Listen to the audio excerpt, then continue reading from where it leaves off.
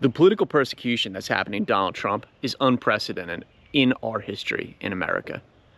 This is the stuff that happens in banana republics. This is madness.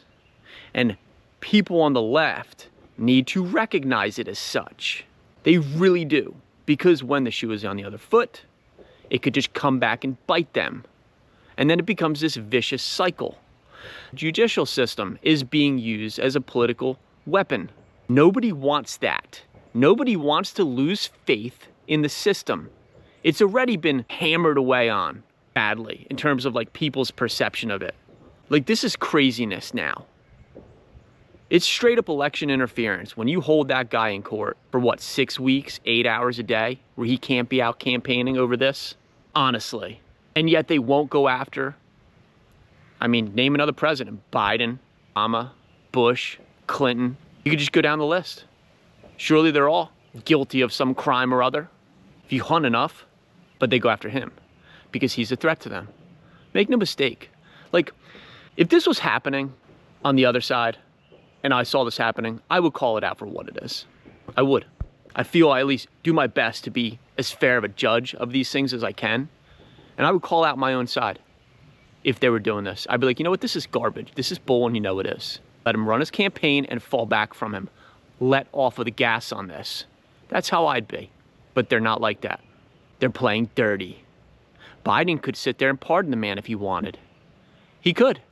It's my belief he'd probably actually score political points by doing that. But you know he won't. Like, they want Trump out bad because he's a serious threat to their agenda. But what's their agenda anyway? Open borders, so extreme that we've never seen anything like it before in our history. Massive wars that could turn into world wars that have happened. Inflation that's just skyrocketing. The cost of living, which is just going through the roof. Like, what's their agenda exactly?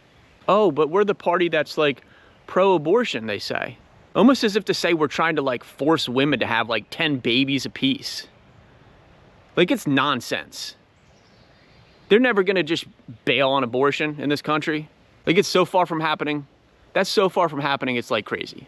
What do you run on? Gun safety? Banning assault weapons? When you can't actually even define what a, quote, assault weapon is? What do they run on? You know how they run their campaigns? It's hatred towards the other side. It's bashing Trump. It's bashing Republicans, bashing conservatives. That's what they do. That's it. And if you're a Christian, I don't know how you could vote for a Democrat. I really don't. I really, really don't. They're certainly not the most God-fearing party anymore. That's for sure. I think Christians especially need to stand up and speak up against this nonsense that's happening and really rally around Trump. I'm not saying Trump's perfect. He's not.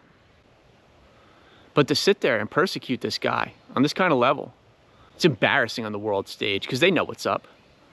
You think other countries don't sit there and look at this and like just completely laugh over how insane this is, how corrupt it is, how backwards, how banana republic it is? They are. They think that way. They realize it's exactly that. No matter what our media tries to sit there and say, obviously our media, which for the most part is in the tank for Biden, is going to spin it how they want to spin it, which is, oh no, it's not a political persecution. Right. What they're doing to this country, the people in charge, mainly on the left, is so damaging. It is so detrimental and so dangerous. It's like hard to even really understand. And the Republicans, who in so many cases have shown themselves to be weak and unwilling to really make a stand against this, to really speak up against this, are shameful. I understand there's some that do. There's some that really do speak up against this and really try to push back against this, but so many. I don't know if they're compromised or if they're just weak and feckless, but there's so many that just sit there on the sidelines and really do nothing. They'll talk a good game. That's about it. But something's got to change, folks, because this could get so bad, it could get so out of hand. And I think most people think, because, oh, this is America, it could never get that bad. It could never get crazy, crazy. You know how many countries in the world, in history, have thought those same things before it all fell apart? Let's not get it to the point where it falls apart. Seriously. If they flush the First Amendment, if they flush out freedom of speech, game's over. And they're trying to do that. So you need more than ever to speak your mind, to speak to your fellow human being and really explain what's going on. Because most people who don't dig deep into the news and really, really dig deep past the propaganda, don't really fully get it. And I understand why. They have regular jobs for the most part. They don't have time. They've got their kids. They have all these other obligations. So they just see like surface level stuff that the mainly left-wing leaning media wants to feed them. But those of us who know what's up need to spread the word before it is too late. Before it is too late.